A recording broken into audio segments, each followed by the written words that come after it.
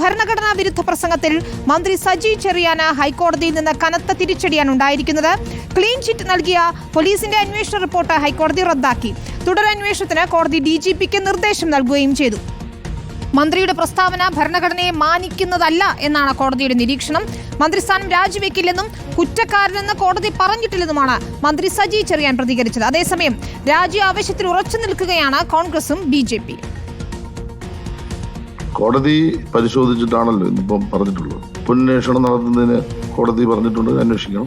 ഞാനുമായി ബന്ധപ്പെട്ട ഒരു പ്രശ്നം എന്ന നിലയിൽ എന്റെ ഭാഗം കൂടി ഒരു നീതിയുടെ ഭാഗമായി കേൾക്കേണ്ടതായിരുന്നു. അത്തരത്തിൽ കേൾക്കാത്തിടത്തോളം കാലം ബഹുമാനപ്പെട്ട ഹൈക്കോടതിയുടെ ഉത്തരവ് പരിശോധിച്ച് നിയമപരമായ തുടർ നടപടികൾ എന്താണ് സ്വീകരിക്കേണ്ടത് അത് ആലോചിക്കും. അതിനകത്തൊരു ധാർമ്മിക പ്രശ്നമില്ല. കാരണം എന്താണെന്ന് വെച്ചാൽ കേസിന്റെ മറ്റ് ഉള്ളടക്കത്തിലേക്ക് കോടതി പോയിട്ടില്ലെന്ന് മനസ്സിലാക്കി. വിഷയത്തിന്റെ ഫൈൻഡിങ്സിലേക്ക് പോകാത്തത്തോളം കാലം ധാർമ്മികതയെ സംബന്ധിച്ചുള്ള വിഷയമില്ല.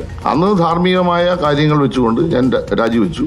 ആ ധാർമ്മികമായ ഉത്തരവാദിത്തം കഴിഞ്ഞു. അതിനുശേഷം കോടതി വിധിയുടെ അടിസ്ഥാനത്തിൽ ഞാൻ തിരിച്ച് മന്ത്രിയായി. ഞാൻ എന്റെ ജോലി ഇപ്പോൾ ചെയ്തുകൊണ്ടിരിക്കുന്നു.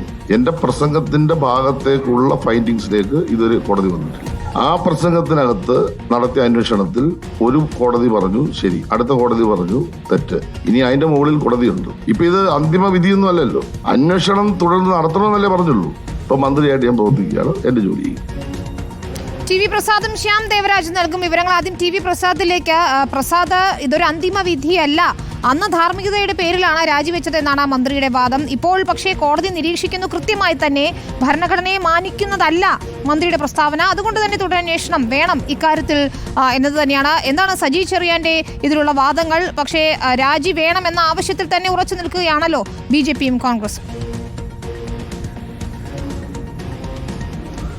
ഇങ്ങനൊരു രാജി വേണ്ട എന്ന നിലപാടിൽ തന്നെയാണ് സജി ചെറിയാനുള്ളത്. അതായത് നേരത്തെ ഉണ്ടായ സാഹചര്യമാണ്, ഇതൊരു നിയമ പോരാട്ടത്തിൻ്റെ ഭാഗമായി കാണുകയാണ് എന്നുള്ളതാണ് സജി ചെറിയാൻ പറയുന്നത്. മാത്രമല്ല സജി ചെറിയാൻ ഒരു കാര്യം കൂടി പറയുന്നു, ഇങ്ങനെ ഒരു ഉത്തരവ് ഉണ്ടാകുന്നതിന് മുമ്പ് തൻ്റെ ഭാഗം കൂടി കേൾക്കേണ്ടതായിരുന്നു എന്നൊരു വാദമാണ് സജി ചെറിയാൻ ഇതിൽ ഉയർത്തുകയും ചെയ്യുന്നത്.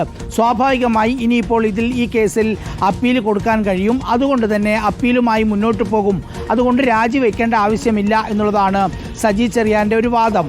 പക്ഷേ അതേസമയം നേരത്തെ ഉണ്ടായിരുന്ന സാഹചര്യത്തെക്കാളും രൂക്ഷമായ സാഹചര്യമാണ് ഇപ്പോൾ എന്ന നിലപാടിലേക്കാണ് പ്രതിപക്ഷ പാർട്ടികൾ നീങ്ങുന്നത്. അതായത് രാജിവെക്കണം എന്ന ആവശ്യം ഇതിനകം തന്നെ പ്രതിപക്ഷം ഉന്നയിച്ചു കഴിഞ്ഞു.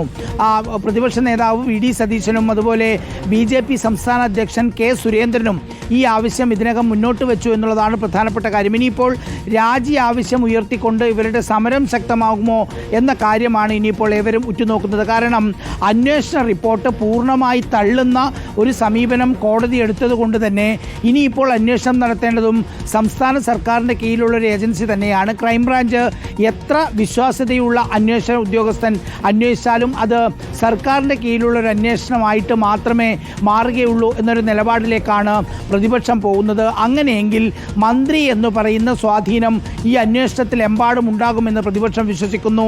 ഈ സാഹചര്യത്തിലാണ് സജി ചെറിയാൻ രാജിവെക്കണം എന്ന ആവശ്യം ശക്തമായി BJPയും കോൺഗ്രസും ഉൾപ്പെടെയുള്ള പാർട്ടികൾ മുന്നോട്ട് വയ്ക്കാനുള്ള ഒരു കാരണം. ഇനിയിപ്പോൾ ഈ അന്വേഷണം നടക്കുന്ന ഘട്ടത്തിൽ സജി ചെറിയാനോട് എന്ത് നിലപാടെടുക്കും CPIM എന്നുള്ളതാണ് പ്രധാനപ്പെട്ട കാര്യം.